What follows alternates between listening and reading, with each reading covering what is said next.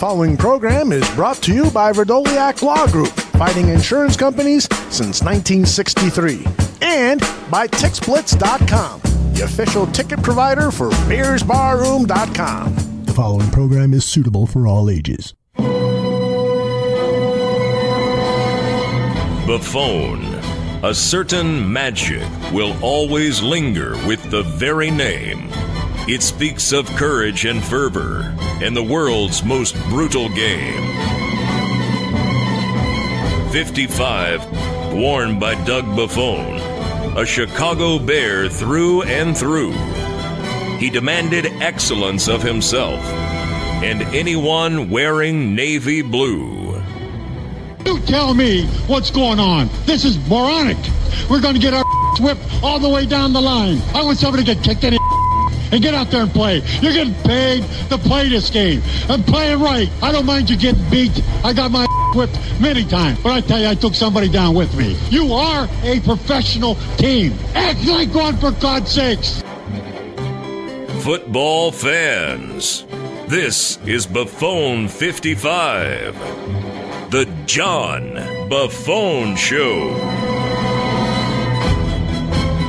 Hello and welcome to another edition of Buffone 55, the fastest-paced Chicago Bears football podcast available, so buckle up. I am your host, John Buffone. Barflies. The Chicago Bears are a win away from the division. Let that sink in. Oh boy, we'll get to that later. We have quite the show for you today. It's jam-packed, and while we usually strive for 55 minutes, this one, like last week, might go to overtime.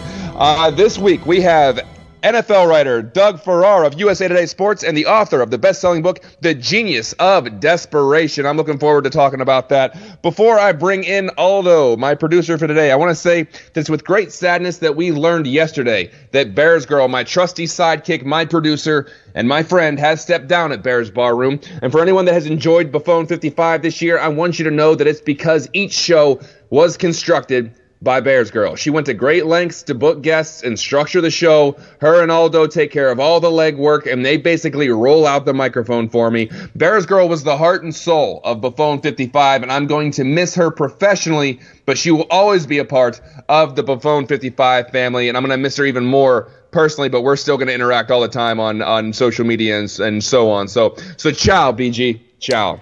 Aldo, how are you doing, my friend? I hear you're broadcasting from a submarine tonight. Is that correct? I am. We have some technical difficulties, so my audio setup is not what it normally is. I apologize. I'll try to fix it for the podcast version, so if it sounds good in the podcast version, you will say, well, he sounds fine to me. But right now for the live version, I know that I sound a little different than I have. Hopefully you can hear me well. Let's do the best we can, Aldo. Yeah, and I just want to echo your thoughts about Bears Girl. We're going to miss her deeply at Bears Barroom. She carried a lot of pails up the hill for us, and that is going to be a huge loss for us, and we wish her nothing but the best.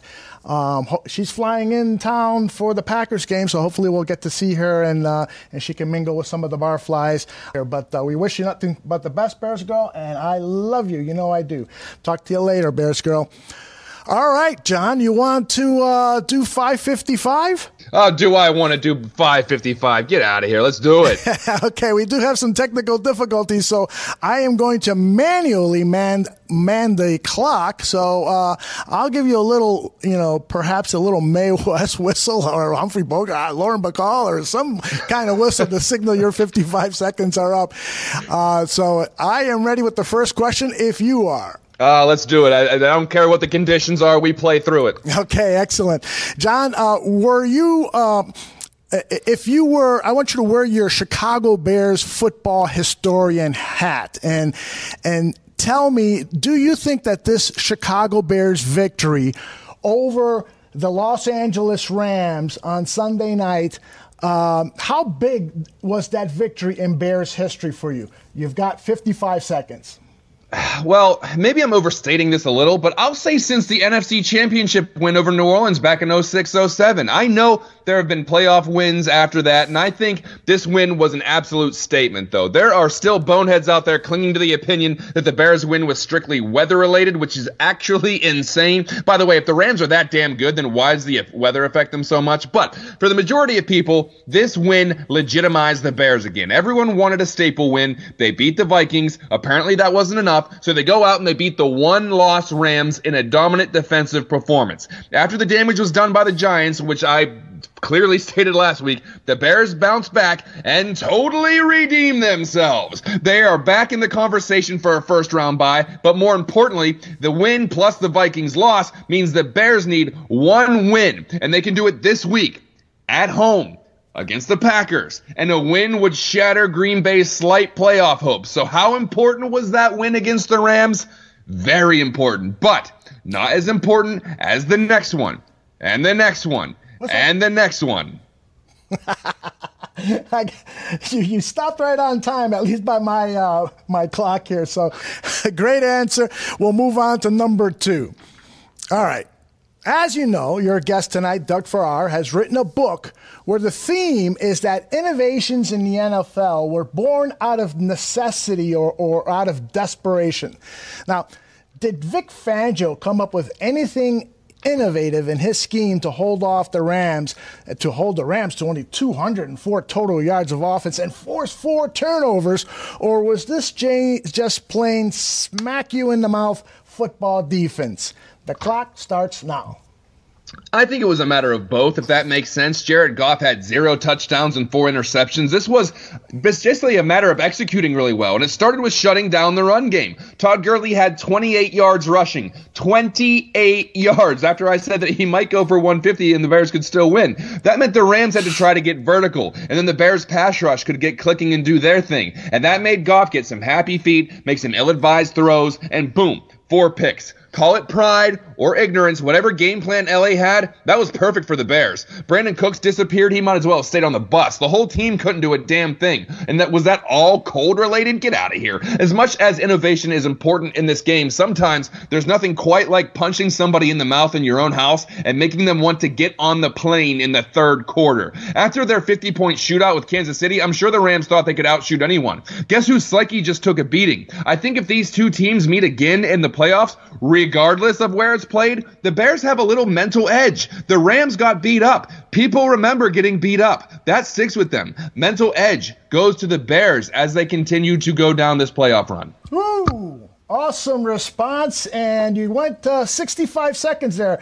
But you know what? Every second was worth it, John. All right. Now, you know that Mitchell Trubisky had another poor game. What is that, 3 or 4 really atrocious games this year? But Michael Lombardi, who earlier this season said you couldn't get me to buy Mitchell Trubisky if you had him on a discount rack at Filene's Basement, yesterday he wrote this about Trubisky. I quote, "Nagy has done a remarkable job of building confidence in Trubisky. He has done a great job of designing new quick throws and game planning so that Trubisky starts the game with success. However, when facing excellent defenses with top-level coaching, Nagy runs out of ways to keep Trubisky from making poor throws. As an example, Trubisky has thrown 15 of his 21 touchdown passes against the lowly Bucks, Lions, Dolphins, Bills, and Jets, and he's thrown 9 of his 12 interceptions against the Pats, Rams, Vikings, and Seahawks." What do you say about Lombardi's comments? And take as much time as you want, John. Listen, people with incredible egos refuse to admit when their super hot takes are wrong. They lay in bed with them and they die with them. This is the world we live in. Find a side and find a narrative that supports it. Well, how about this? Out of Trubisky's 12 interceptions, 5 of them have come in the last 2 starts. Before that, he had 19 touchdowns and 7 interceptions. Pretty good. Jared Goff seems to be getting a pass for throwing 4 picks in the cold. Does Trubisky get the same leniency in that aspect? So what Lombardi is doing is doubling down on his take while admitting that he's wrong in a sense. It's like the ultimate, yeah, Yeah, but what about this? So what he does is he shifts the credit from Trubisky to Nagy, so he's still right, despite the fact that we saw Chase Daniel play the way that he did against New York. Nagy can have a golden game plan handed down by God himself, but if Mitch doesn't execute, it doesn't work. I mean, he has to have some talent, right? You can't just lay back and watch the offense run itself. There's no autopilot here. I love that a quarterback is trash if he's not a Hall of Famer in his second season. I love this culture we live in. The Bears better go out and get Teddy Bridgewater or draft somebody because Mitch sucks. I mean, the Bears are 9-4, and Trubisky is a huge part of that. He's not the best in the league, but he's a good fit in Chicago right now, and they're winning the division. But I guess if you're wrong about something, you have to double down until it's true. Excellent response. Let's move on to question number 4. On December 10th, 2017, Jordan Howard had 147 yards rushing. 364 days later, Howard finally got another 100-plus rushing yard game. As the Chicago Sun-Times states, Howard has failed to top 40 yards in 5 games this season and has gone for at least 70 yards in only 3 games. Now, Matt Nagy said that because the passing game wasn't working against the Rams, the Bears elected to lean on Jordan Howard. Does this game against the Rams, does this prove anything to you about how Howard should be used? Should Nagy break open this glass and unleash Howard in case of an emergency, or should he just leave this glass door totally open and use Howard more frequently? Now, I've said this on numerous occasions. Jordan Howard will be there when you need him, and he's going to have fresh legs when doing it. In the wintertime, when you need a ground game, Jordan Howard will be there, and guess what? He was. In the winter, when you need an SUV to get through the rough roads, Jordan Howard's going to be there, and he's going to have fresh winter treads on his tires. If there's nice weather and clear roads, you say, I better get the plow truck out. No, because you wear down the tires on terrain that doesn't require it. Same with Jordan Howard. We saw a guy dragging himself off the field last year, shoulder attached with bubble gum and paper clips, constantly getting beat up. And for what? A good statistical season? Well, the Bears aren't interested in looking good in box scores. They're trying to make a playoff run. And if you told me that they could do that and have Jordan Howard healthier than last year with legs that are ready to run, sign me up. The plow truck has good tires and a sharpened blade. The run game is obviously important and needs to be relied on sometimes, but doing it for the sake of doing it isn't a good plan either. When I weigh back and forth whether I'd like to see Jordan Howard with 1,400 rushing yards or the Bears make it to the NFC Championship game or beyond, the scale is very heavily tipped one way, and I don't think I need to explain in which direction. Excellent. Now, before we bring Doug Farrar in to share his thoughts about the Packers and Bears and talk about his book, which deals with innovation in the NFL, what are your thoughts on the Santa sleigh, the crazy touchdown scored on Mitch Trubisky's pass to backup offensive lineman Bradley Soule? Well, I think we're getting innovation on top of innovation. I mean, they bring in Hicks and Nichols, and you're thinking, here comes the freezer package, 2 huge dudes trying to blow up the line and get into the end zone. And with all that going on, who the hell has the time to worry about Bradley Soule? You got enough time, you got enough going on with a combined 700 pounds of force coming in from the backfield. Now you have to worry about Bradley Soule. It's almost not fair. But this is how Nagy's mind works, and it's so fun to watch. It always makes you think of what's coming next. It's like, will we see a fake punt, a direct snap to the running back who fakes the run, defense in, and then pitches back to Pat O'Donnell, who boots it 50 yards with no one there to catch it? I don't even know if that's legal, but man, it's fun to think about. We forget so quickly how agonizing last year was, where the playbook had the complexity of a see and say. You pull the lever and it goes, the dowel says, run. Regardless of outcomes, Bears football is fun to watch again. I would get very angry watching this team last year because a Pop Warner coach could come up with those game plans. So I'm fine with how we're going up right now. I finished off my 55 seconds. I probably went way over it. So I'd like to bring on our guest tonight. He is the national NFL writer for the USA Today. If you haven't read his book, then perhaps you've read his work previously at Bleacher Report, Sports Illustrated. He has one of the most interesting takes on pro football in his new book, The Genius of Desperation, the Schematic Innovations that made the modern NFL. Doug Farrar, welcome to Buffone 55. How you doing? Good. I was listening to your rant there, remembering how John Fox said last year that they weren't giving Tariq Cohen the ball because defenses were doing too much to stop him. Yes, we were basing the offense. Oh my God! Yep. Oh, the defense. They wanted to stop this, so we decided that we weren't going to do it. I mean, they. Yeah. That's the kind of thing. That's the kind of thing that Bears fans are used to. So I think the addition of Matt Nagy has been welcome. Doug, before we get into talking about the matchup with the Packers, I want to talk about your book and talk about what it's about, because you look over it and there has been so much innovation in the NFL throughout the decades. Can you kind of tell us about what the book's all about? Yeah. There have been books about scheme through NFL history, but there hasn't been. I hadn't seen a chronological, from 1920 to the present.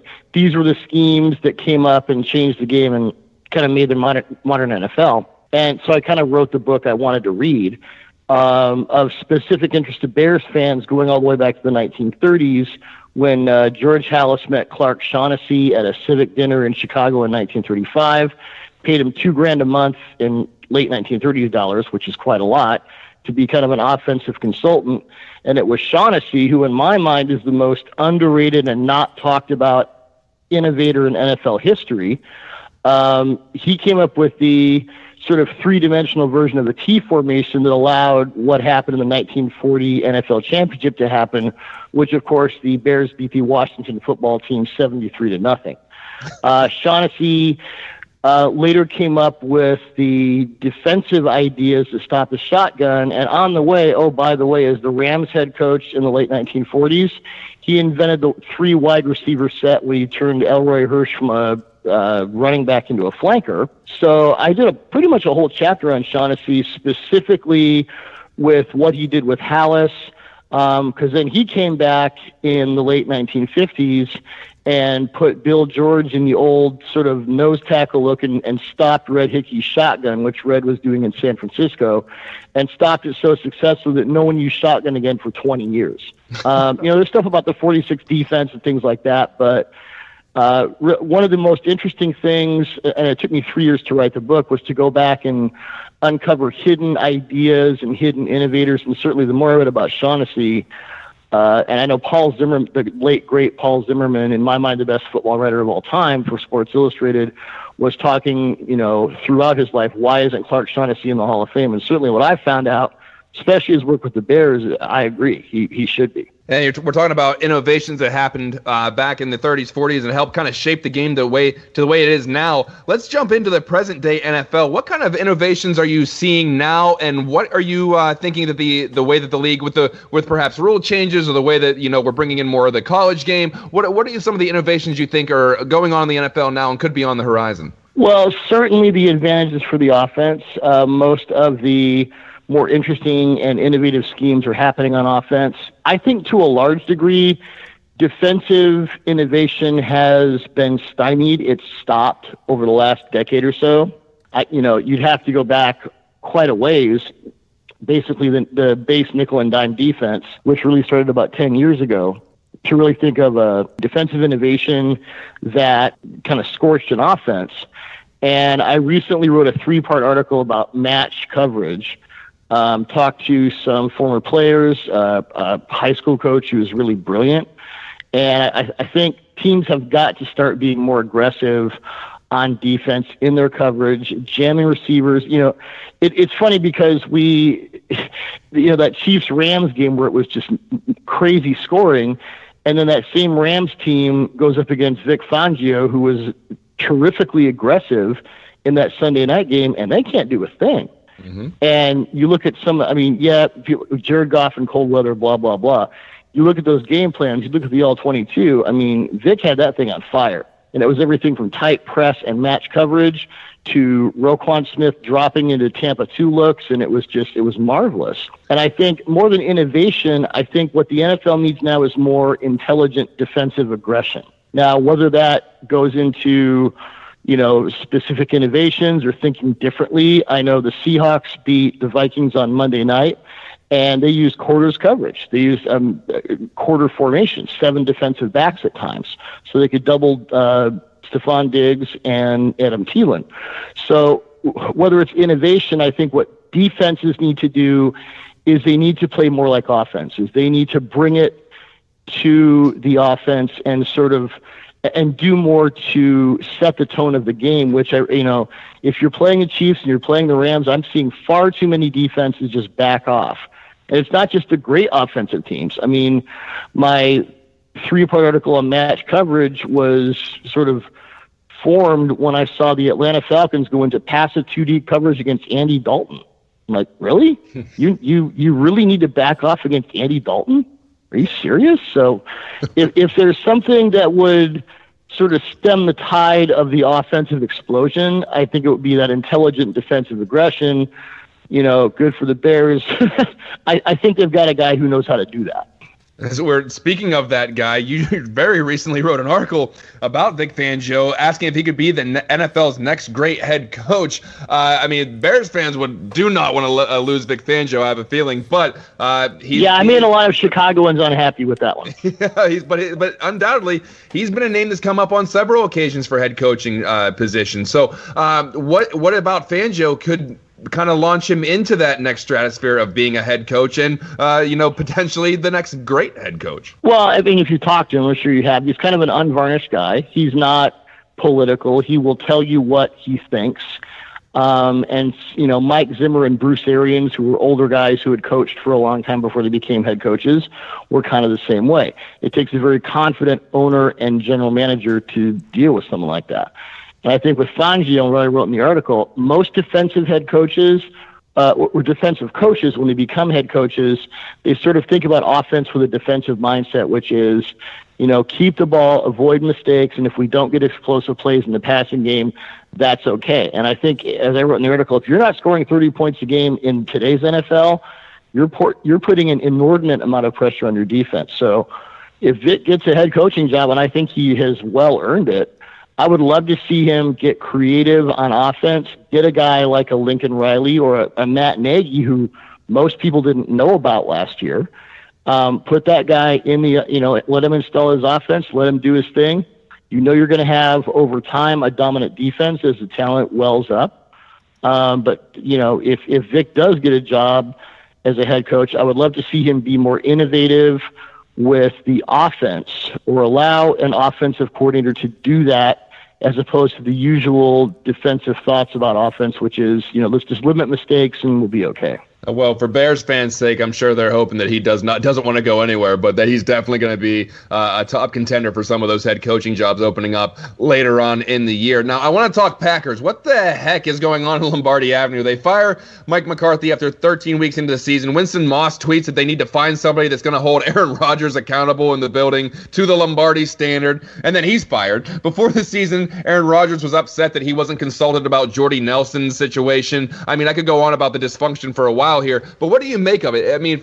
From an outsider's eye, it seems very unpacker-like, but is it unpacker-like? I've been writing about McCarthy's schemes for the last 4 years. I don't think he did Rodgers any favors. I think his passing concepts were among the most unimaginative I've seen in the last, say, 20 years. And it's interesting because when he first got the job, he was kind of a combination of traditional West Coast offense and full house backfield. He would do really cool stuff. And as Aaron Rodgers got better, somehow McCarthy morphed into this, just run a bunch of ISO routes and, beat your man. And you can't do that in today's NFL with, quarter, half coverages and, people are playing cover 8, nickel and dime defenses. You have to scheme your guys open. So I'm not surprised they fired McCarthy. Rodgers has been playing on that knee all year. Jimmy Graham has been a disappointment. Their offensive line has regressed to a point, although I would put some of that on Rodgers himself. I think before they can do anything, they've got to get an offensive guy in there that Rodgers trusts, and that's going to be tough because I think he's been schematically burned by his former head coach, so he's going to have a chip on his shoulder about that. He's among the smartest players in the game. He's a lead pipe first ballot future Hall of Famer.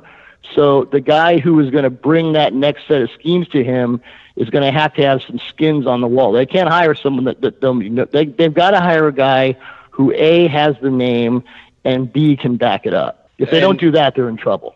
And who could that potentially be? Because there's some of the rumors out there is you go and you hire a college guy who has an innovative offense, and then he can be buddy with Rodgers, and they can figure things out together in the coaching room. But if they're going for a guy that which you kind of described, I mean, how many of those candidates are out there? Well, Bruce Arians would be an interesting notion. He said he would only coach in Cleveland, but someone like that. I don't think, and I could be wrong. I mean, if the right guy goes in there and says to Rodgers, hey, I've got the set of schemes that will work for you, and I'll let you have enough freedom and sort of check with me because you are who you are, then, that can work out. But, just talking to Bruce Arians over the years, and talking to Carson Palmer about Bruce Arians, Palmer had been through a lot of bad systems, especially in Oakland. And when he got with Arians, he said it was like, a whole new dimension in offense, and how open Arians is to suggestions, although he's still the authority. I mean, that's what I think Rodgers needs. I think their defense is developing. I think Mike Pettin has actually done a really good job with what they have. But that offense, I mean, they've got to start from ground zero, because I think McCarthy wrecked it, and I'm surprised he lasted as long as he did.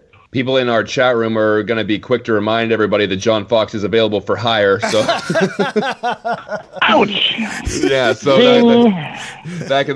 we're always willing to give Fox away to somebody. Now you're talking about Aaron Rodgers. He just broke Tom Brady's record of 358 straight passes without an interception. He has 23 touchdown passes, only one interception for the entire season. For his career, Rodgers ranked first in NFL history in touchdown to interception ratio among quarterbacks with at least 1,500 pass attempts. That's according to ESPN stats. So with all that, glitz and glamour and accolades, the current Aaron Rodgers, who just entered age 35, is he still, knee issues aside, is he still firing off like Aaron Rodgers 3-4 years ago? Yeah. I mean, he's not as mobile as usual. His receivers are either ineffective like Jimmy Graham, or the guys he trusts are gone, and he's got a bunch of kids that he's trying to get on the same page with. But, a couple times a game, you will see him make one of those throws, and you're thinking, oh my goodness. I mean, to me, he is the most physically gifted quarterback I've ever seen. When you want to put everything together in the package, velocity, accuracy, mobility, the ability to throw on the run, and not just throw on the run in the vicinity of a receiver, like, we want you to hit the left pinky, and he'll do it. And he'll do it over and over. And McCarthy should get some credit for developing Rodgers, but, I don't think he's on the decline. I think that the offense, for multiple reasons, hit a really big wall this year, and there's only so much he can do. Oh, and we see it, generally deteriorating as time goes by. We're talking to NFL writer Doug Farrar of USA Today Sports and the author of the best-selling book, The Genius of Desperation. I want to keep on this, Packers vein a little bit. You talked about the offensive line. It's really beat up. They were down 3 starters at one point against the Falcons. Yeah. This should probably be feast time for the Bears defensive line with Akeem Hicks, Khalil Mack, and the other Bears defenders, right? Oh, no question. And I did an all-22 piece on Monday about the Bears-Rams game, and, we talk about Khalil Mack, but really, Eddie Goldman, and I've been banging the table for Akeem Hicks as the most underrated interior defender in the NFL, and, I hope the guy makes a Pro Bowl. I hope people keep talking about him, and Mack is absolutely insane. He had a first-quarter pressure on Jared Goff where he did an outside sort of jab step on the right tackle, Rob Havenstein, and then moved inside. And Havenstein, who's a veteran and a really smart guy, had absolutely no idea what he just saw, because he saw Khalil Mack, a pass rusher, a defensive end, clocking in at about 260, make a move that Antonio Brown or Doug Baldwin would be proud of. And, he makes plays like that all the time. Roquan Smith has really come on.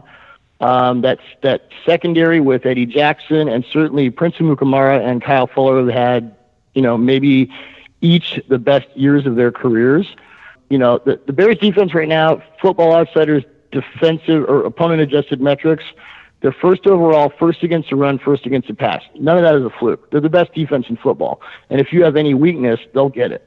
Yeah, and I think that, we've been banging the table for Akeem Hicks for some reason, still flying under the radar in the national spotlight. I don't understand why. Maybe it's just a bunch of people that peruse a box score, but we love Akeem Hicks over here at the bar room, and I think Chicago fans obviously know what Hicks brings to the table. So hopefully the rest of the NFL landscape will at some point. I want to go to the other defense. I'm talking about the Packers defense. They played pretty well against the Falcons last Sunday. If you had to evaluate the way that this defense is looking right now, what are some of their strengths, and then what are some of the weaknesses that the Bears could potentially take advantage of coming into this game? They bring decent pass rush. Pettin he's an aggressive play caller on defense who likes a lot of multiple formations, and he's got some veterans to do that. I think they're second, especially in the safety position. They got problems there. Jair Alexander, their rookie cornerback, will alternate between fantastic plays where he still looks like a rookie, but I think that kid's got 4 or 5 Pro Bowls in his future. I think their defense is kind of like their offense. They got a bunch of kids coming up who have a lot of potential, and they've got a lot of guys who are sort of, peering over the downside of the hill, and they don't have a lot of guys in the middle. And when you have that, you're a team in transition. I think they'll be a lot better in maybe 2 or 3 years. I think Pettin has done a really good job with the talent he's had. I think in this game, it does present issues for Trubisky because he has certainly showed against the Rams that he will stare things down and he will fixate on what he thinks is happening on defense, whether it is happening or not, and he will throw himself into a bunch of mistakes. So he's got to avoid that. Yeah, and I want to talk about this matchup just in from a historical standpoint. Packers are 0-6 on the road this year. I kind of want to talk about what led to that, but I also, before you mention it and before the rest of the people bring it up, the Packers have not lost at Soldier Field since 2010. I'll get that out. I'm getting ahead of that. I'm just going to throw that out there. But what do you think has been the road woes for some of these Packers performances? Well, home road, things vary. I think they've just been a really inconsistent team wherever they've played.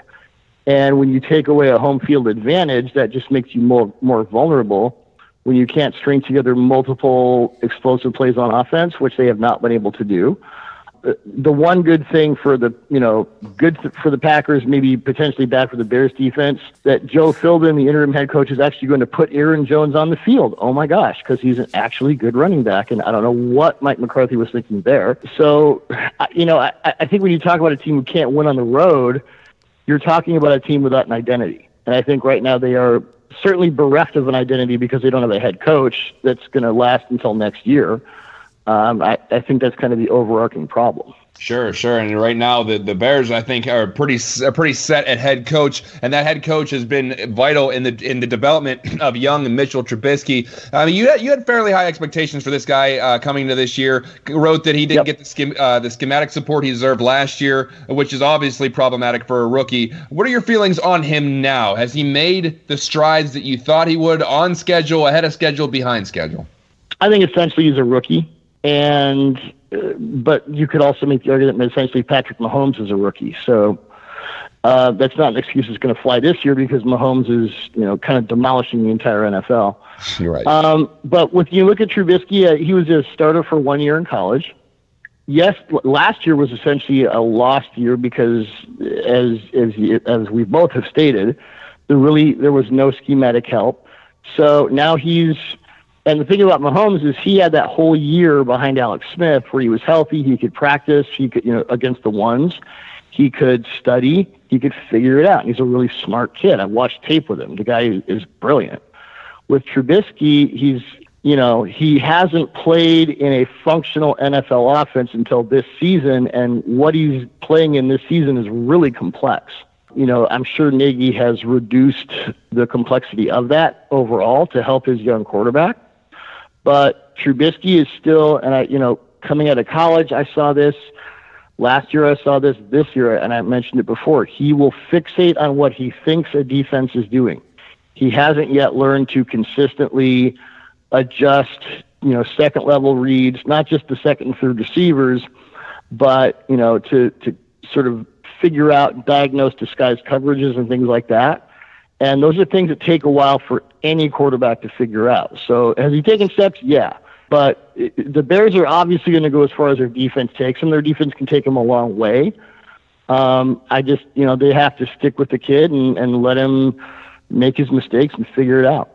And kind of building in that same vein, what are your thoughts on the Bears in general this year? Are they a legitimate Super Bowl contender, or are they just a team that has a nice story and they're going to get a home game and that might be it? What do you think this Bears team is capable of long term this year? They're without question a legit Super Bowl contender.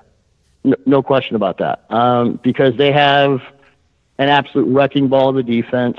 Jordan Howard had his first 100-yard game against the Rams of the season, so you like to see that. Tariq Cohen has really blossomed in he's Matt Nagy's new Tyreek Hill, basically, in a lot of ways. If Trubisky can hold it together, and I know Bears fans have been hearing this for decades, if the quarterback can play league average, they got a good shape, they're in good shape to go a long way because that defense is just consistently great. In December and January, that's incredibly important. There's no NFC team right now without a considerable Achilles heel somewhere. There isn't a dominant team, so the Bears have as good a chance as anybody. That's what we like to hear at the Barroom. They have a good a chance as anybody to make it to the Super Bowl, something we didn't think we'd be saying for at least a couple years, but hell, why not in the first year of Matt Nagy? Now, Doug, before we let you go, I want to throw it over to Aldo real quick. Aldo, do we have any questions in the chat room for Doug before we let him go? We've got two, and I'd like to add a third one, mine, and so let me begin with that. Doug, I read your book, and I really love it. I wonder if you could share with our listeners the story about how Bill Walsh developed the West Coast offense. I think it's a really great way. You actually shared the story in the introduction to the book, and it's a really great way of sharing with people the premise of the book. Well, thank you. I appreciate that. The title, The Genius of Desperation, came about through my theory that no innovation in NFL history has happened through anything other than schematic desperation. Most coaches, if they got everything going, they're not going to change it up. But when you can't beat your opponent with the guys you've got, your Jimmies and Joes, you have to turn to the X's and O's. And Walsh was Paul Brown's offensive coordinator in Cincinnati for a long time. They took a guy out of Cincinnati named Greg Cook in, I think, the first overall pick in the 69 AFL draft. Walsh later said that had Cook stayed healthy, he was basically the most talented quarterback he'd ever seen. And when Bill Walsh says that about you, you tend to believe it. Cook, in his third game, he was tackled by Chiefs linebacker Jim Lynch, tore his rotator cuff, and surgery for football in 1969 was basically out of the Flintstones. So Cook never played functionally again. They had a backup named Virgil Carter who had played for the Bears before, and Virgil Carter was a smart guy, not a lot of arm strength, kind of a Chad Pennington type. So Walsh, on the fly, had to develop an offense full of short passes, drive-extending short passes that basically took the place of runs. And, that's how he came up with the West Coast offense. Most offenses in the 60s were vertical. You did the Sid Gilman thing and threw the ball downfield, 3 digits and all that. Walsh has said later, if Greg Cook had stayed healthy, he would have gone with the offense that Sid Gilman invented that went through Don Coryell and Mike Martz and to this day. But because his quarterback could not run that offense, he had to come up with an entirely different system that has lasted way beyond him. So that's one of the better examples of the genius of desperation right there. It really is a great story, and I remember watching Virgil play for the Chicago Bears when I was a little guy. Here's a question from Michael Halatek. He wonders, with all the motion that goes on offense, and it reveals to the defense whether they're playing. It reveals to the offense whether the defense is playing zone or man-to-man. Do you foresee the defenses coming up with a counter to that, some innovation that's going to mask what they do? There are ways to. It's a really good question. I've wondered this myself, because if a receiver goes in motion and your guy either goes with him or not, and you telegraph whether you're playing zone or man, it seems excessively stupid to just give that away. There are coverages, quarters match coverage with quarters coverage, 4 defensive backs, your corner safety, safety corner. They cover a quarter of the field. There are ways now, Nick Saban does it. I know the Patriots do it. Smarter NFL teams are, because man, if you follow the guy, that's man. If you stay in your area, that's zone. There are teams that will sort of anticipate motion, and they'll show zone and play man. There are ways to do that. A lot of teams don't. Now, interestingly enough, and you guys may have noticed this too, Rams did they do more motion than any other NFL team. And you may have noticed, especially on the run plays, where they just stuffed Todd Gurley to death. Every time they ran motion, the Bears just sat there. They just sat there in their zones and said, okay, tough guy, because they knew that with the Rams, they run all this motion, but they hand the ball off to the motion player about 15% of the time. So Fangio was playing the odds. But, in overall answer to your question, I think more and more teams are going to have to, defenses are going to have to learn to disguise their intentions when the receivers go in motion or not. You show zone and play man or vice versa, because otherwise I've never understood why you just automatically by default give away your base coverage concept based on what the offense does. Last question for you is from Brian Quinn. Earlier when you talked about Vic Fangio and the aggressive approach he took towards the Rams, Brian wonders if you think that Vic Fangio will take that same kind of aggressive approach against Green Bay on Sunday. It's a good question. I think, I think he's playing kind of a wounded opponent. And at that point, yeah, you go for it. You go for the jugular. So, and Vic, he's not a big blitzer. He doesn't have to be. But certainly I wouldn't expect a lot of zone drops and things like that. I think he showed for the Roquan Smith interception. That was a standard Tampa 2 thing. What Vic's really good at is it'll look passive pre-snap, and then it can sort of turn into anything. So if you're a younger quarterback like Jared Goff, you don't really know what you're seeing. Aaron Rodgers has kind of seen everything.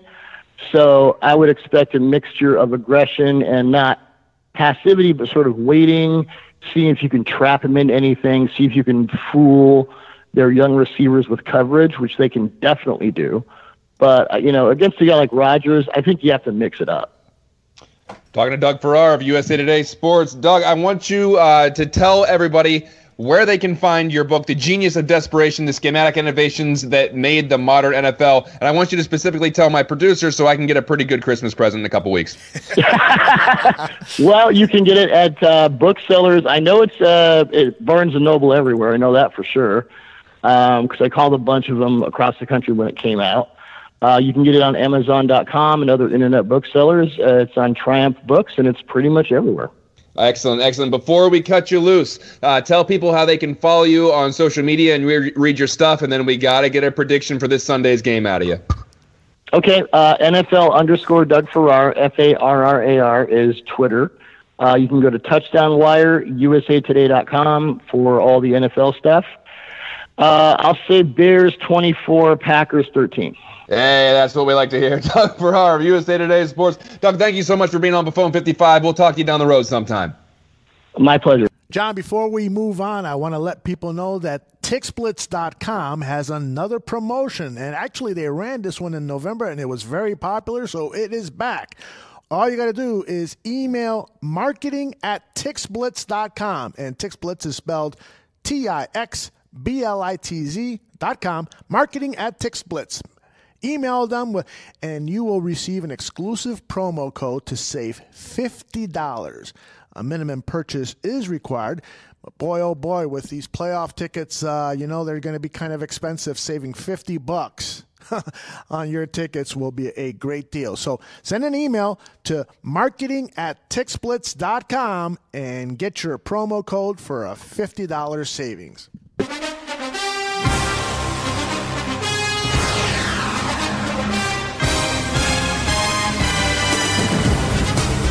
Wow, what a fun interview. Doug is great. Oh, yeah, he is. And that book would make a great Christmas stocking stuffer, so you might be getting one in the mail.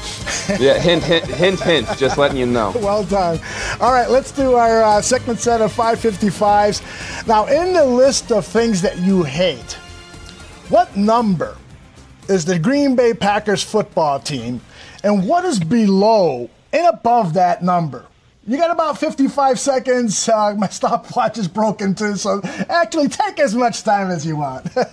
On my list of things I hate, the Packers are 1 through 5. So I'm going to give you 5 things I hate about the Packers. Number 1, the color scheme is awful. Has everyone ever said outside of St. Patrick's Day, man, if I just had a green and yellow outfit for this weekend, this might be the ugliest jersey in the NFL. Number 4, Brett Favre. I don't think I need to say anything else than that. I'm never going to buy a pair of Wranglers in my life. The next one, stadium antics. I hate that stupid Go Pack Go song. That's so irritating. I hate the Lambeau Leap. I want to see one of those guys get pushed back out onto the field from the stands. Next one, Aaron Rodgers. So smug, so arrogant. Would I like him to be on the Bears team in the last couple of years after watching our quarterback play? Probably. But man, there's something about Rodgers that really irritates me to the core. I don't even know what it is, but it pisses me off to no end. Next, the utter entitlement from Green Bay fans. Titletown? Give me a break. Granted, you have more Super Bowls than the Bears and have won more recently than the Bears. But gee whiz, going from 1968 to 1996 without a title and then one more in 2012, you'd think Titletown would have a few more titles. Yeah, I know there were championships before the Super Bowl, but that argument has never held water for the Bears, so it's not going to hold a water for you either.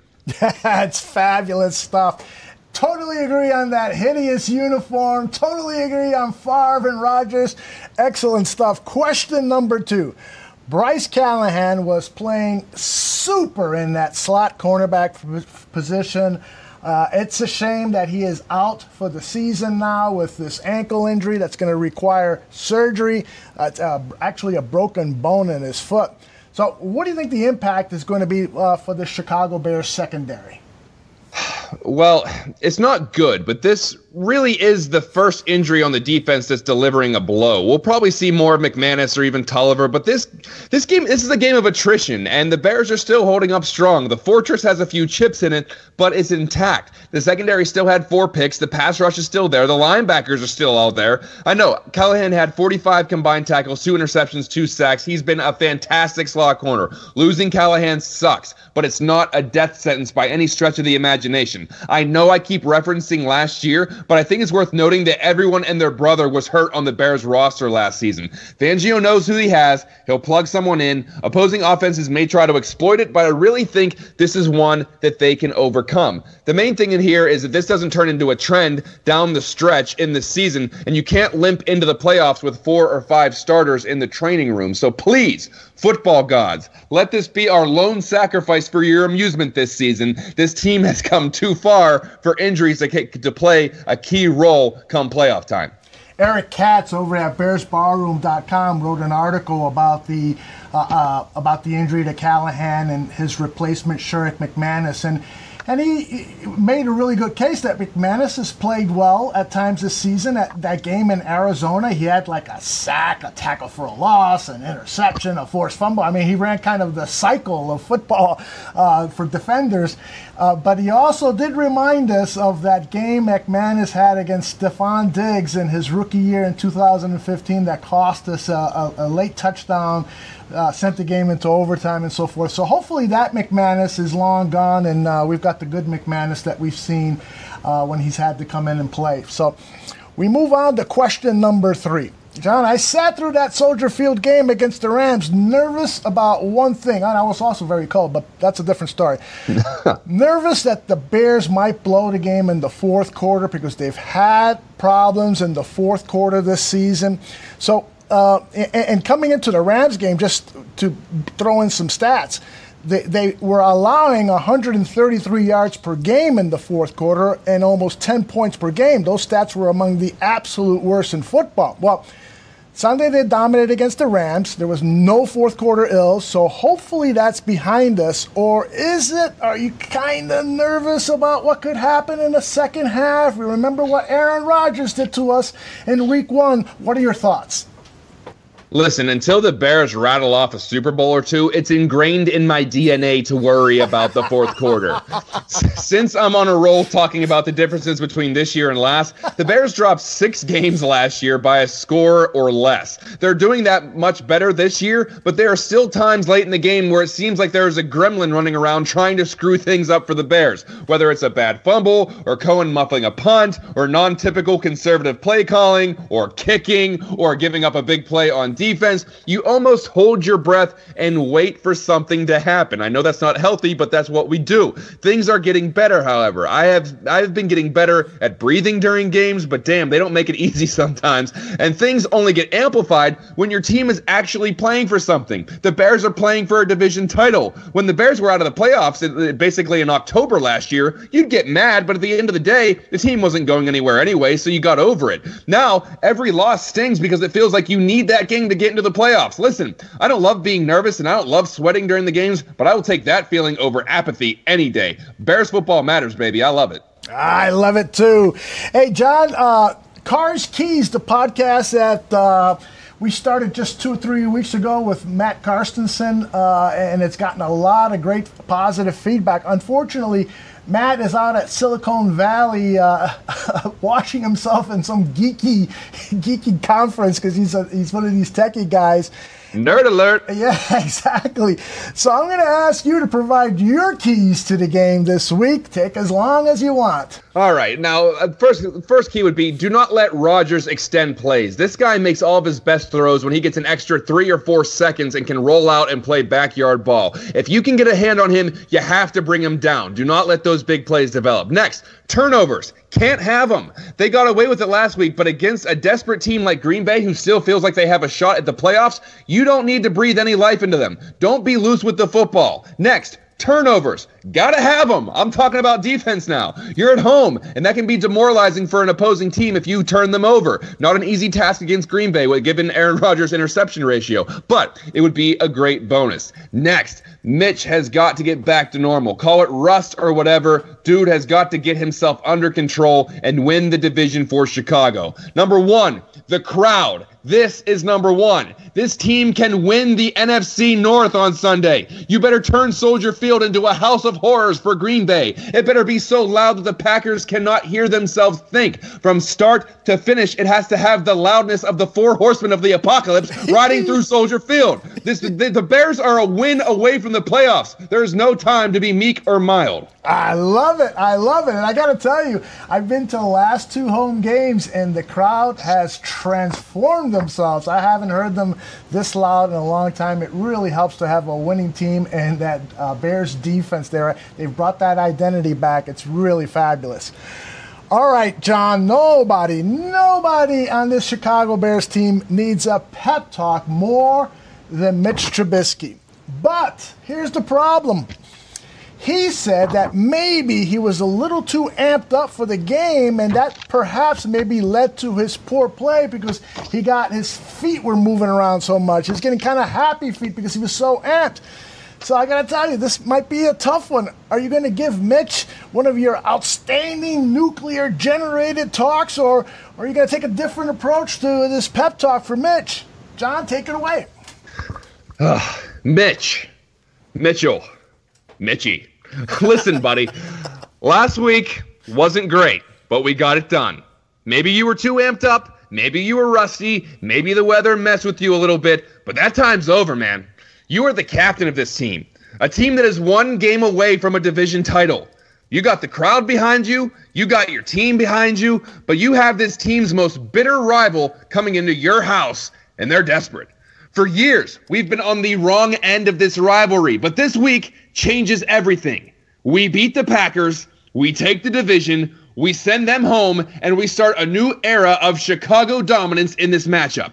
But you need to be focused. Being anxious, amped up, fired up, none of that does us any good. That might work for the guys around you, but not you. You got to go in knowing what you need to do. Be the captain these guys need. Be the quarterback this city needs. Today begins something truly special. You got to lead us there. Bear down, Mitch. And that's going to lead me right into my prediction for this game. I think the Bears are still angry about week 1. I'm still angry about week 1. Some Packers fans might think firing Mike McCarthy just solved all of their problems last week against Atlanta. I don't think it is. They're not playing Atlanta this week. They're playing the Chicago freaking Bears at Soldier Field. They're going to Chicago with a fan base that is seething, a fan base that is yearning for a win over Green Bay, and they are going to take it to the Pack this week. Bears win. Bears knock out the Packers. Bears clinch a playoff spot. Bears win the NFC North. Final score, Bears 27, Packers 17. Now, this episode of Buffone 55 will be on your podcast stream first thing Thursday morning. Make sure you share it with your friends and give us a review on any of the delivery services you get your podcast from. We are on all of them: iTunes, Podbean, Spotify, Google Play, Stitcher. I think we offer a cassette version. If not cassette, probably Betamax. You name it. All you have to do is search for Bears Barroom Radio Network, and we're going to pop up. Aldo, what'd I miss? Well, I just want to let people know that Bears 100 Proof will be hitting your podcast stream on Friday morning this week. And actually, it's for the next 2 weeks. We'll be recording on Thursday night and be hitting your podcast stream on Friday mornings because of some scheduling challenges. But don't worry, we'll still be our same crazy selves. And then just a reminder that the Mike North Advantage on Mixler.com is Friday morning at 9 a.m. You've got all sorts of goodies over at BearsBarroom.com with our new writers pitching in and doing some excellent work. So don't forget to head over to BearsBarroom.com. Also, check out Trey Busey's show, Let's Talk It Out, occupies a spot on Mixlr on Thursday. We can all use a mental boost throughout this time of the year and throughout the year. So Trey will help deliver that. Thank you to my guest, Doug Farrar of USA Today Sports. He was a great guest, very informative about the Packers. Aldo, we made it through this one. How you feeling? I feel great. We're going to clean some stuff up for the podcast version. And John, it doesn't matter. You don't need sound effects. You don't need music and so forth. Everybody in the chat room is just saying, I'm ready to go punch somebody because John has got me fired up and well informed. So congratulations to you. Give me a microphone and Bears football, baby. Buckle up. We're taking the North this week. Let's go. Bear down, everyone.